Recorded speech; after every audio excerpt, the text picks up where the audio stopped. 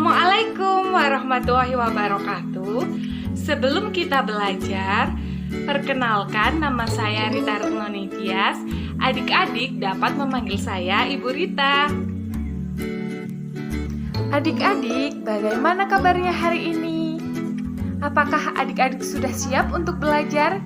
Jangan lupa siapkan buku dan alat tulis adik-adik.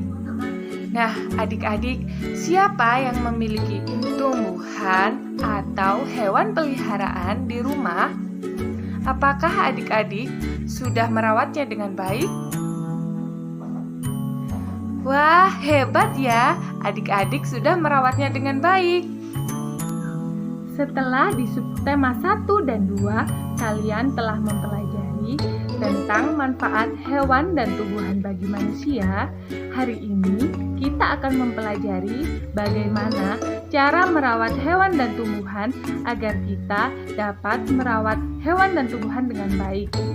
Sebelum itu, Ibu akan menyampaikan tujuan pembelajaran kali ini, yaitu yang pertama, setelah mendengarkan penjelasan guru, siswa dapat menyebutkan cara merawat tumbuhan minimal 3. Yang kedua, setelah mendengarkan penjelasan guru, siswa dapat menyebutkan cara merawat hewan minimal 3. Yang ketiga, yaitu setelah melakukan kegiatan wawancara, cara merawat hewan dan tumbuhan, siswa dapat menuliskan hasil wawancara dengan rapi. Yang keempat, yaitu setelah melakukan eksplorasi lingkungan, siswa dapat menyebutkan akibat jika tidak merawat hewan dan tumbuhan minimal 2 akibat. Nanti di akhir video, Ibu akan memberikan kalian tugas untuk melakukan wawancara dan eksplorasi lingkungan. Oleh sebab itu, simak baik-baik ya video berikut ini. Tahukah adik-adik bahwa tumbuhan memiliki banyak manfaat? Di antaranya sebagai sumber makanan, bahan baku industri, bahan pakaian, dan pewarna alami. Oleh sebab itu, tanaman harus dirawat dengan baik. Berikut ini merupakan cara merawat tanaman yang dapat adik-adik lakukan di rumah. Yang pertama, tanaman disiram secara rutin agar tidak layu.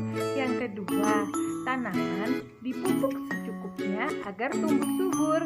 Yang ketiga, tanaman membutuhkan sinar matahari yang cukup.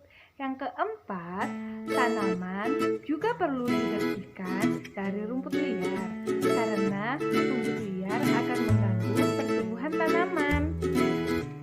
Selanjutnya, mari kita membaca bersama-sama buku tematik subtema 3 halaman 150 sampai dengan 152. Ayo adik-adik, silahkan dibuka bukunya ya.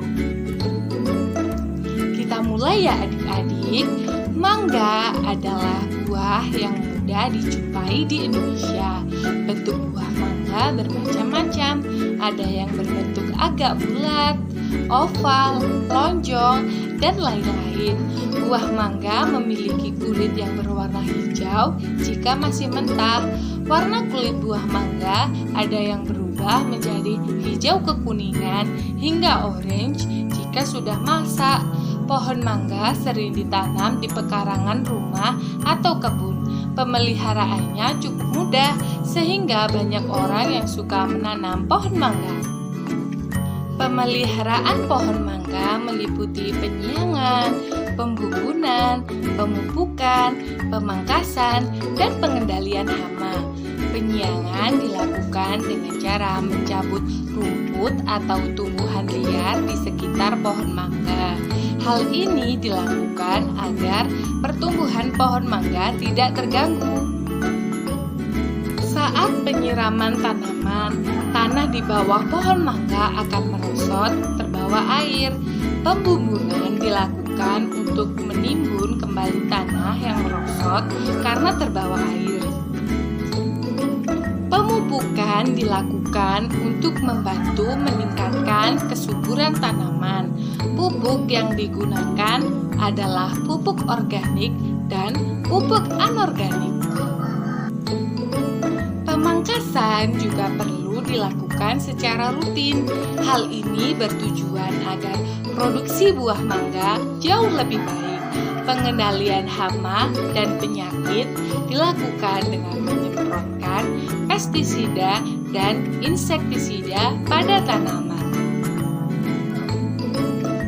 Penyemprotan pestisida dan insektisida hanya dilakukan saat hama dan serangga menyerang. Hama yang sering menyerang antara lain kepik buah, lalat buah, codot, dan tungau. Wah, adik-adik sudah lancar ya membacanya.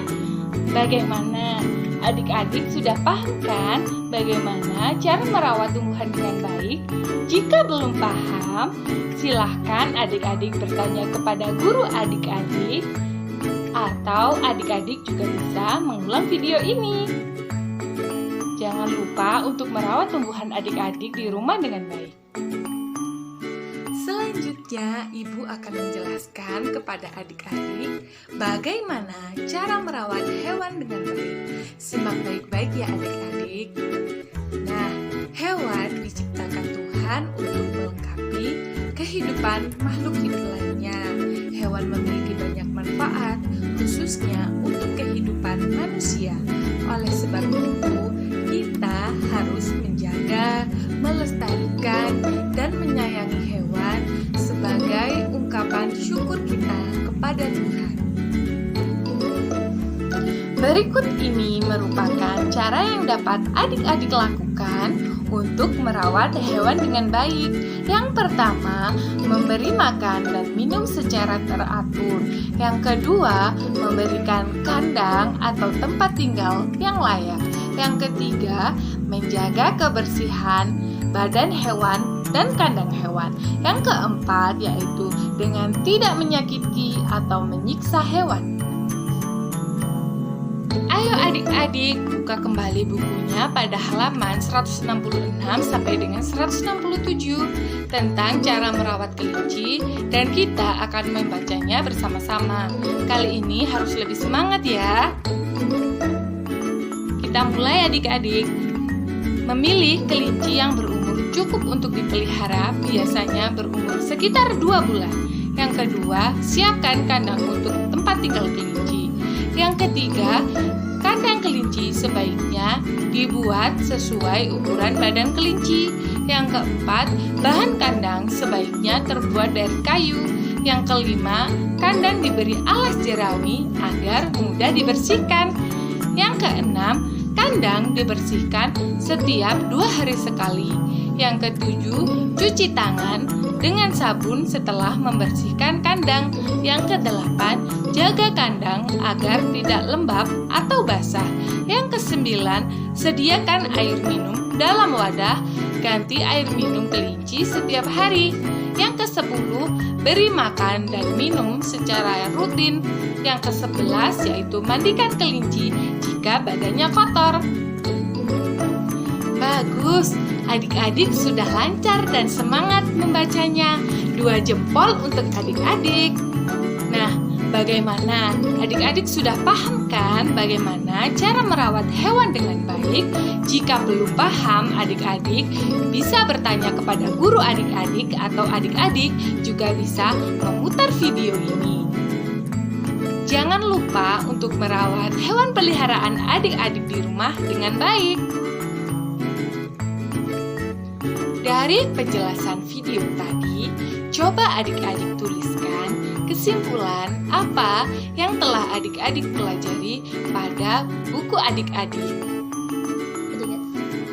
Sekarang kerjakan tugas evaluasi yang Ibu berikan berikut ini. Yang pertama, sebutkan minimal 3 cara merawat hewan. Yang kedua, sebutkan minimal 3 cara merawat tumbuhan. Yang ketiga, lakukan wawancara kepada orang tuamu bagaimana cara merawat hewan dan tumbuhan yang baik. Kemudian, tulis di buku tugasmu dengan rapi.